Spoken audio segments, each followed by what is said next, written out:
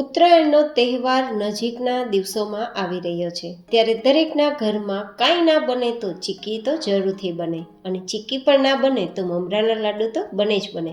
તો આજ ડિમ્પલ્સ ડિશીસમાં મમરાની ચીક્કી તૈયાર કરીશું. તો ચીક્કી તૈયાર કરવા માટે કયા ટાઈપના મમરા લેવા જોઈએ અને કયો ગોળ લેવાથી ચીક્કી વધારે હેલ્ધી બને છે અને શરીરમાં તેના ફાયદા થાય છે અને એટલી ક્રિસ્પી કે ફટાફટ ટુકડા થઈ જાય છતાં મોંમાં ના વાગે તે રીતે તૈયાર કરીશું. તો ચલો મમરાની ચીક્કી બનાવવાની રેસીપી શરૂ કરીએ. તો જેમના માટે આપણે અહીંયા કપ કે વાટકીના માપથી પહેલાં મેજરમેન્ટ કરીશું. તો ઘરમાં રહેલી વાટકીને માપ માટે સેટ કરવાની અને પછી તેના જ માપથી આપણે 3 વાટકી કે 3 કપ જેટલા મમરા લેવાના. અહીંયા આપણે એક જ સરખું માપ લેશું. જે વાટકીથી મમરા લીધા હોય તે જ વાટકીથી કે તે જ કપથી ગોળ લેવાનો, જેથી પરફેક્ટ માપ સાથે ચીક્કી તૈયાર થશે અને ખૂબ જ ટેસ્ટી રહેશે અને બિલકુલ ખરાબ નહીં થાય. તો હવે આ 3 વાટકી કે 3 કપ જેટલા મમરા તો લઈ લીધા, પણ ચીક્કી બનાવવા માટે કયા મમરાનો ઉપયોગ કરવામાં આવે તો એકદમ સ્વાદિષ્ટ ચીક્કી બને. તો તેમના માટે આ રીતે કોલ્હાપુરી મમરા આવે છે ને તેનો ઉપયોગ કરવાનો, જે મમરા એકદમ ભરાવદાર હોય છે અને ખૂબ જ સ્વાદિષ્ટ લાગે છે.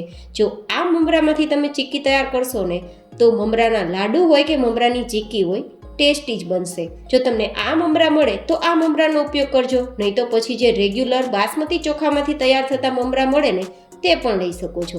પણ કોલ્હાપુરી મમરાની તો વાત કંઈક અલગ જ છે. હવે મમરાને આપણે થોડી વાર માટે શેકી લેશું, જેથી થોડું પણ મોઇશ્ચર હોય તો જતું રહે. આમ તો મમરા ક્રિસ્પી જ હોય છે, મેં તમને આગળ બતાવ્યું ને કે એકદમ ભૂકો થઈ જાય તેવા મમરા છે, છતાં પણ થોડું મોઇશ્ચર હોય તે પણ બંધ થઈ જાય તો મમરાની ચીક્કી વધારે ક્રિસ્પી બને છે. તો ધીમા ગેસની ફ્લેમ પર શેકી લેવા, અથવા તો જો ઘરે તડકો આવતો હોય તો 3-4 કલાક માટે મમરાને તડકે પણ સૂકવી દેવા, જેથી તમે ક્રિસ્પી મમરા તૈયાર કરી શકો.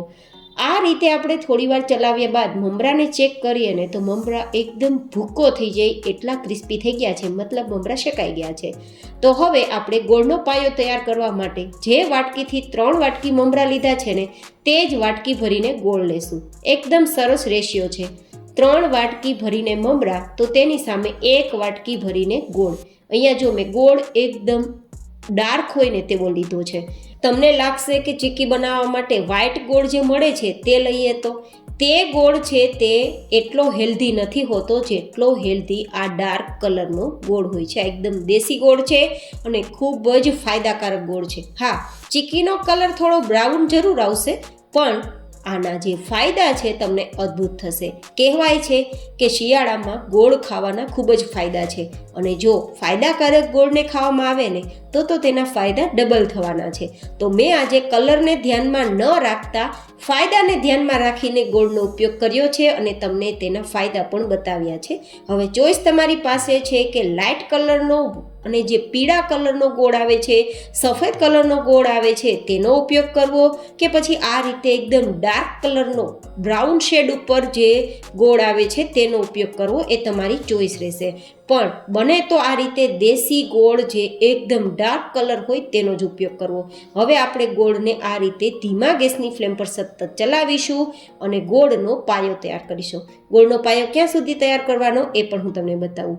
આ રીતે ગોળ થોડો પણ ઉકળવા લાગે ને પછી આપણે પાણી ભરેલી વાટકીમાં થોડું ગોળનું મિશ્રણ લેવાનું અને 20 થી 30 સેકન્ડ આ ગોળનું મિશ્રણ ઠંડુ થઈ ગયા બાદ આપણે ટુકડા કરવાની ટ્રાય કરવાની. અત્યારે જો ગોળને જેવું ટચ કરીએ કે ભાંગીને ટુકડા થઈ જાય છે.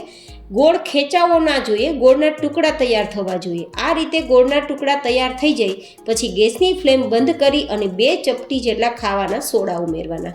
હવે તમને પ્રશ્ન થશે, ખાવાના સોડા ઉમેરવાનું શું કારણ છે?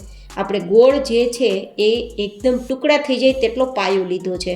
હવે જો આપણે એમાં સોડા નહીં નાખીએ તો આપણા જે ચીક્કી બનશે ને તે દાંતમાં વાગશે, મોઢામાં ખૂંચશે, એટલી કડક થશે કે સોડા ઉમેરવાથી ખાવામાં ચીક્કી સોફ્ટ થશે અને દાંતમાં કે મોંમાં નહીં ખૂંચે તેવી તૈયાર થશે. તો હવે આપણે તૈયાર થયેલ ચીક્કીને બંધ ગેસની ફ્લેમ પર થોડા મમરા ઉમેરતા જશું અને મિક્સ કરતા જશું. જો હું તમને બતાવી દઉં કે ગેસની ફ્લેમ બંધ જ છે. હવે ગેસની ફ્લેમ ચાલુ નથી રાખવાની, નહીં તો ગોળ જામતો જશે અને મમરા સાથે મિક્સ નહીં થાય. આ રીતે થોડા મમરા ઉમેરતું જવાનું, મિક્સ કરતું જવાનું અને પછી આપણે તેને પાથરીને તેના ટુકડા તૈયાર કરી લેવાના. તો મેં જેમાં પાથરવી છે તેમાં થોડું તેલ લગાવેલું છે, જેથી ફટાફટ ચીક્કીને આપણે ઉખડી શકીએ.